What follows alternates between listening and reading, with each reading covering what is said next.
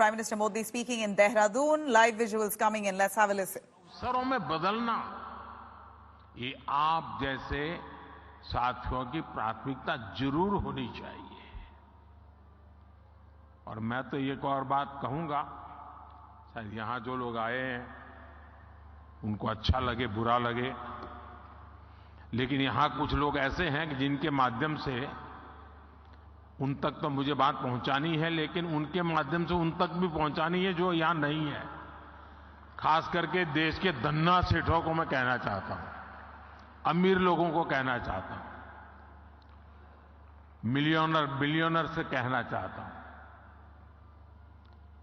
हमारे यहां माना जाता है, कहा जाता है, जो शादी होती है ना, वो जोड़े ईश्वर बनाता है, ईश्वर तय करता है जोड़ा। मैं समझ नहीं पा रहा हूं, जोड़े जब ईश्वर बना रहा है तो जोड़ा अपने जीवन की यात्रा उस ईश्वर के चरणों में आने के बजाय विदेश में जाकर के क्यों करता है?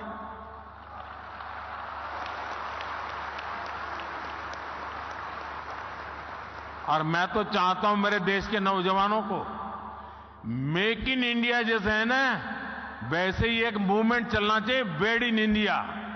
शादी हिंदुस्तान में करो। ये दुनिया के देशों में शादी कर ले, ये हमारे सारे धन्ना सेठ आजकल फैशन हो गई है। यहां कई लोग बैठे होंगे, अब नीचे देखते होंगे।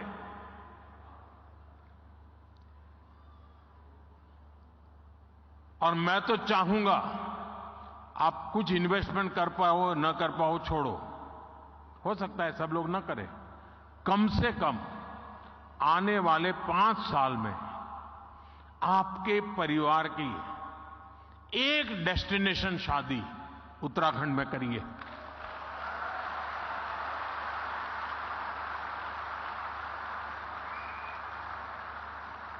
अगर एक साल में 5,000 भी शादियां यहां होने लग जाए ना, नया इंफ्रास्ट्रक्चर खड़ा हो जाएगा दुनिया के लिए, ये बहुत बड़ा वेडिंग डेस्टिनेशन बन जाएगा। भारत के पास इतनी ताकत है, मिलकर के तय करे कि ये करना है, हो जाएगा जी, इतना सामर्थ्य है। साथियों, बदलते हुए समय में आज भारत में भी परिवर्तन की एक तेज हवा चल रही है। बीते 10 वर्षों में एक आकांक्षी भारत का निर्माण हुआ है। देश की एक बहुत बड़ी आबादी थी जो अभाव में थी, वंचित थी, वो असुविधाओं से जुड़ी है। अब वो उन सारी मुसीबतों से निकल करके सुविधाओं के साथ जुड़ रही है, नए अवसरों से जुड़ रही है। सरकार की कल्याणकारी योजनाओं की वजह से 5 साल में 13.5 करोड़ से ज्यादा लोग गरीबी से बाहर आए हैं। इन करोड़ों लोगों ने अर्थव्यवस्था को एक नई गति दी है। आज भारत के भीतर कंजम्पशन बेस्ड इकोनॉमी तेजी से आगे बढ़ रही है। एक तरफ आज न्यू मिडिल क्लास है, जो गरीबी से बाहर निकल चुका है, जो नया नया गरीबी से बाहर निकला है, वो अपने जरूरतों पर ज्यादा खर्च करने लगा है। दूसरी तरफ मिडिल क्लास है, जो अपनी आकांक्षाओं की पूर्ति पर, अपनी पसंद की चीजों पर भी ज्यादा खर्च कर रहा है। इसलिए हमें भारत के मिडिल क्लास की पोटेंशियल को समझना होगा। उत्तराखंड में समाज की ये शक्ति भी आपके लिए बहुत बड़ा मार्केट तैयार कर रही है। साथियों, मैं आज उत्तराखंड सरकार को house of Himalaya brand launch करने के लिए बहुत बहुत बधाई देता हूं। ये उत्तराखंड के लोकल उत्पादों को विदेशी बाजारों में स्थापित करने के लिए बहुत अभिनव प्रयास है। ये हमारी वोकल फॉर लोकल और लोकल फॉर ग्लोबल की अवधारणा को और मजबूत करता है। इससे उत्तराखंड के स्थानीय उत्पादों को विदेशी बाजारों में पहचान मिलेगी, नया स्थान मिलेगा। भारत के तो हर जिले, हर ब्लॉक में ऐसे प्रोडक्ट हैं जो लोकल हैं, लेकिन उनमें ग्लोबल बनने की संभावनाएं हैं। मैं अक्सर देखता हूं कि विदेशों में कई बार मिट्टी के बर्तन को भी बहुत स्पेशल बनाकर प्रस्तुत किया जाता है। ये मिट्टी के बर्तन वहां बहुत महंगे दामों में मिलते हैं। भारत में तो हमारा विश्वकर्मा साथी ऐसे अनेक बेहतरीन प्रोडक्ट्स पारंपरिक रूप से बनाते हैं। हमें स्थानीय उत्पादों के लिए इस तरह के महत्व को भी समझना होगा और इनके लिए ग्लोबल मार्केट को एक्सप्लोर करना होगा। और इसलिए ये जो हाउस ऑफ हिमालय ब्रांड आप लेके आए हैं, उसे मुझे एक व्यक्तिगत रूप से आनंद का विषय है मेरे लिए। यहां बहुत कम लोग होंगे जिनको शायद मेरे एक संकल्प के विषय में पता होगा, क्योंकि ये संकल्प कुछ ऐसे मेरे होते हैं उसमें आपको सीधा बेनिफिट शायद न दिखता हो, लेकिन उसमें ताकत बहुत बड़ी है। मेरा एक संकल्प है, आने वाले कुछ समय में मैं इस देश में 2 करोड़ ग्रामीण महिलाओं को 2 करोड़ ग्रामीण महिलाओं को लखपति बनाने के लिए मैंने लखपति दीदी अभियान चलाया है। 2 करोड़ लखपति दीदी बनाना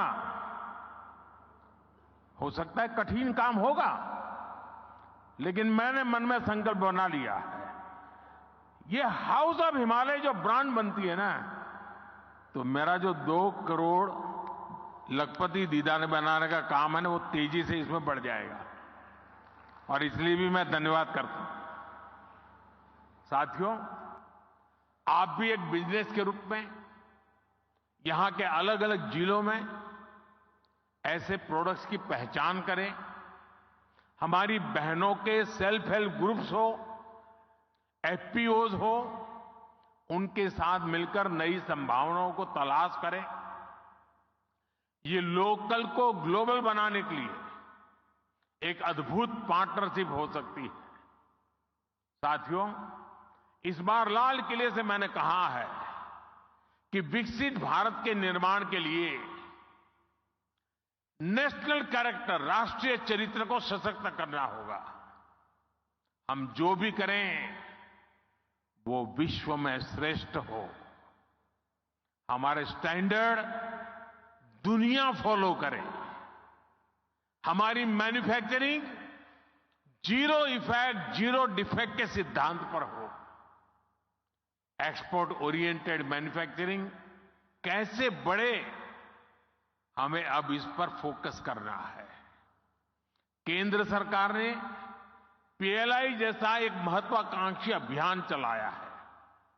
इसमें क्रिटिकल सेक्टर्स के लिए एक इकोसिस्टम बनाने का संकल्प स्पष्ट दिखता है। इसमें आप जैसे साथियों की भी बहुत बड़ी भूमिका है। ये लोकल सप्लाई चेन को, हमारे एमएसएमईज को मजबूत करने का समय है। उस पर निवेश करने का समय है। हमें भारत में ऐसी सप्लाई चेन विकसित करनी है कि हम दूसरे देशों पर कम से कम निर्भर हो।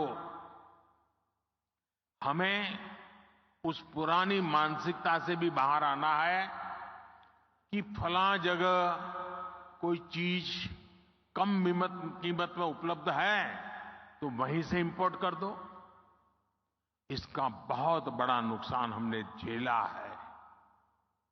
आप सभी उद्यमियों को भारत में ही कैपेसिटी बिल्डिंग पर भी उतना ही जोर देना चाहिए, जितना फोकस हमें एक्सपोर्ट को बढ़ाने पर करना है, उतना ही अधिक बल इंपोर्ट को घटाने पर भी देना है।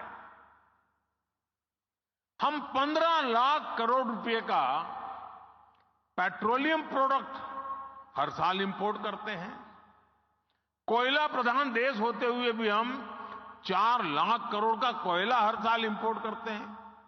पिछले 10 वर्षों में देश में दलहन और तिलहन इसके इंपोर्ट को कम करने के लिए अनेक प्रयास हुए हैं, लेकिन आज भी देश को 15,000 करोड़ रुपए से ज्यादा की दालें बाहर से इंपोर्ट करनी पड़ रही है।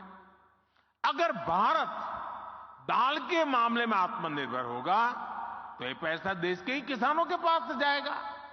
साथियों, आज हम न्यूट्रिशन के नाम पर, और मैं तो देखता हूं किसी भी मिडिल क्लास फैमिली के यहां भोजन के लिए चले जाइए,